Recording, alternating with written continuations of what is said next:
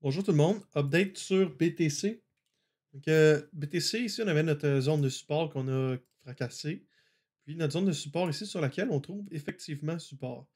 On a trouvé support aussi sur la ligne qu'on avait établie ici.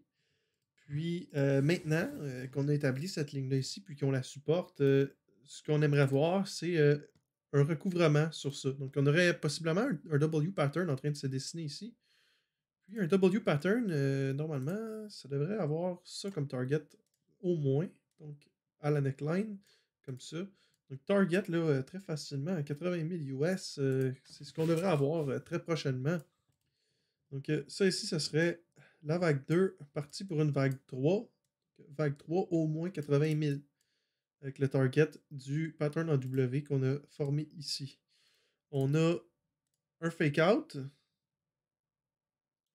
en dessous ici, donc de là à là, ça serait un fake out pour la vague 2.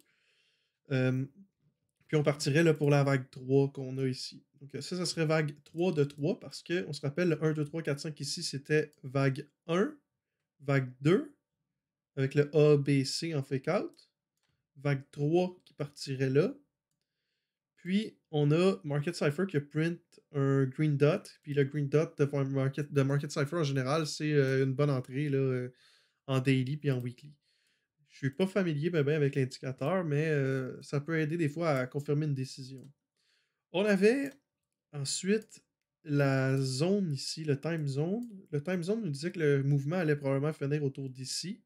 Puis on a la zone ici là, à 3.82 puis 6.18 qui détermine qu'on devrait facilement avoir retourné de la tendance là, sur ces niveaux-là. Donc la correction devrait avoir vraiment fini. La tendance devrait être retournée. Euh, entre le 29 novembre et le 11 décembre. C'est ici là, qu'on devrait repartir de l'autre côté. Maintenant, je vais affirmer que, c'est sûr, là, vous savez, c'est pas les conseils financiers, là, vous savez, les risques, vous les prenez vous-même, là. Mais tant que Bitcoin va rester en haut de 50 000, donc le support qu'on a ici, on va dire 49 000, tant qu'on va rester en haut de ce support-là, c'est bullish. Tant qu'on casse pas la zone ici, plus une continuité ici, là, donc on si on a une cassure ici, qu'on va retester plus bas dans cette zone-là, c'est pas plus grave que ça. Mais si on a une cassure de la zone de support ici, puis qu'on va casser l'autre support en dessous, c'est mauvais signe. Par contre, je pense que c'est très très bullish en ce moment. Puis la zone de support ici, d'après moi, elle ne cassera pas. Si elle devait casser, ce serait dangereux. Donc tant qu'on va rester en haut de 49 000, les probabilités sont, pour une vague 3 comme ça, qui va facilement aller là, autour de 80 000, 79 000, 83 000, 84 000, 85 000, là, dans la zone ici. Les niveaux qu'on avait déterminés au préalable là, avec FIB comme ça. OK? Donc, 77 000, 90 000, 104 000, c'est les targets là, de notre vague 3 qu'on risque d'avoir ici. Si on continue ensuite de ça, euh, on a des niveaux de support qu'on peut regarder. Donc, les niveaux de support qu'on peut regarder, c'est le 21 Weekly Exponential Moving Average. Celui-là, vous savez, on l'a déjà regardé souvent.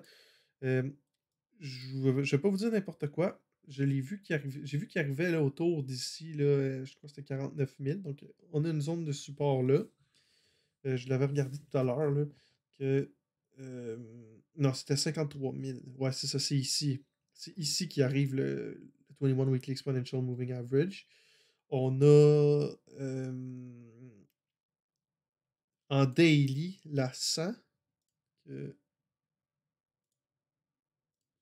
En daily, on a la 100 qui arrive ici. Donc sur la zone ici à 54 000.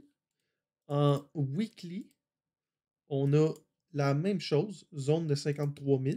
Donc 53 000, 54 000, fin de notre zone de support. Tout converge vers ces niveaux-là. Donc, une possible correction encore au 21 Weekly Exponential Moving Average ou au 100 Simple Moving Average.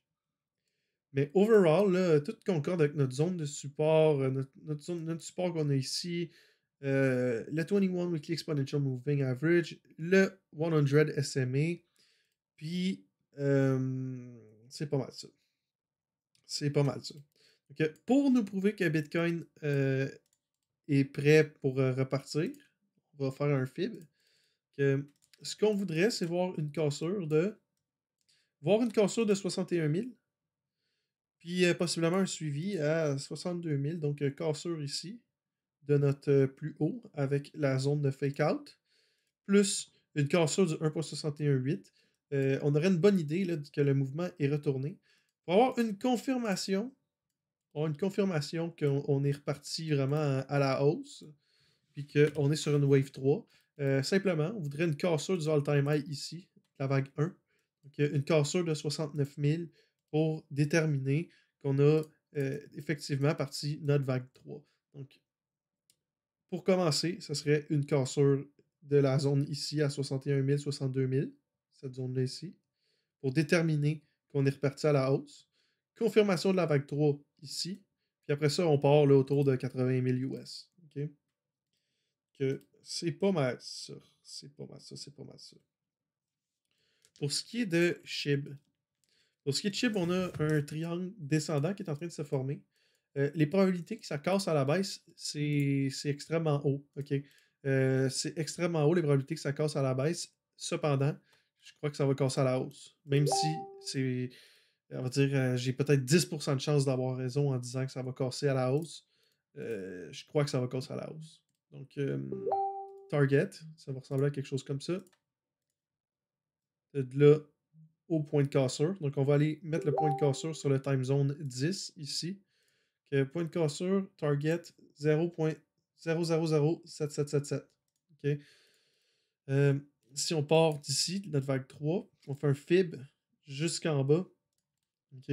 Ça nous donne sur le 0.786, donc c'est target conservateur 1.272, 1.618 est ici à 3.0.12043. Donc, target fort probable sur SHIB à ce niveau-là. OK? Que moi, je vais essayer de prendre du profit, comme je l'avais déjà dit, autour d'ici. Target au 1.618, il est là. Donc, pour Shiba Inu, c'est ce que je vois. C'est ce que je crois qui va arriver. Si ça casse à la baisse, ça risque d'invalider possiblement le modèle que j'avais là. Par contre, si on va regarder ici notre dernier lot, comme ça, à notre haut qu'on a fait tout de suite après, on a le 1.272 ici, qui est notre niveau de fake-out. Le Bitcoin, pas le Bitcoin, le SHIB a rebondi directement sur notre niveau de fake-out, puis il est reparti. Donc, ça, c'était un fake-out que le triangle allait casser, puis là, il repart à la hausse. Donc, les probabilités qu'on parte pour les targets qu'on vient de mentionner sur SHIB sont énormes. Market Cypher a print un green dot aussi en daily, ce qui est très bon pour moi, méga bullish. Ce que je vois là, tout est bullish sur SHIB et sur BTC. Donc, c'est pas mal ça. Moi, c'est là-dessus que j'ai des longues d'ouvert en ce moment. Puis, c'est sûr que je vois là, qu'il y a une possibilité de se développer. Dernière chose à ajouter. Le 8 IMA en daily. OK, le IMA à 8 en daily, c'est la petite ligne bleue qui est ici.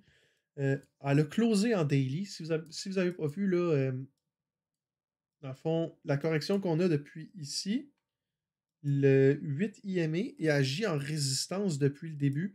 Puis là, c'est la première fois qu'on réussit à fermer une candle en daily en haut. Puis là, on vient de l'ouvrir. Si cette candle-là établit le 8 daily IMA en support, c'est bon signe pour repartir à la hausse.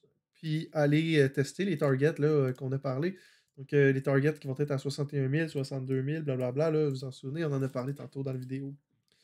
Même chose sur SHIB. SHIB, avec le 8 Daily IMA, est en train de. Il n'a pas réussi à closer en haut encore. OK? Ça agit vraiment à titre de résistance. Résistance, résistance, résistance. Ici, on a closé en haut, mais on n'a pas été capable de le tenir. Donc, vraiment, ce qu'on voudrait, c'est closer en haut, puis voir qu'on a un mouvement qui se tient, là, qu'on se tient dessus, qu'on a du support sur la 8 IMA en daily. Que si SHIB peut fermer une journée en haut, trouver support dessus, puis décoller, ici c'est 3 jours, là, ça c'est daily, donc une journée, 2 journées, 3 journées. Ça adonne avec notre time zone de Fibonacci. Donc, closer en haut, une journée, trouver support le lendemain. Donc, mettons le 26 novembre, fermer en haut du 8 IME. Le 27 novembre, tester support, fermer en haut. Puis 28, breakout sur le time zone de Fibonacci. OK? J'aimerais voir ça. J'aimerais vraiment voir ça sur SHIB. Ça serait. On est dû, là. On est dû. On est dû pour qu'il se passe quelque chose sur ce marché-là. C'est pas mal tout pour aujourd'hui. C'est ce que j'avais en tête. Puis merci beaucoup pour le support et ce que vous apportez là, à ma chaîne. Là.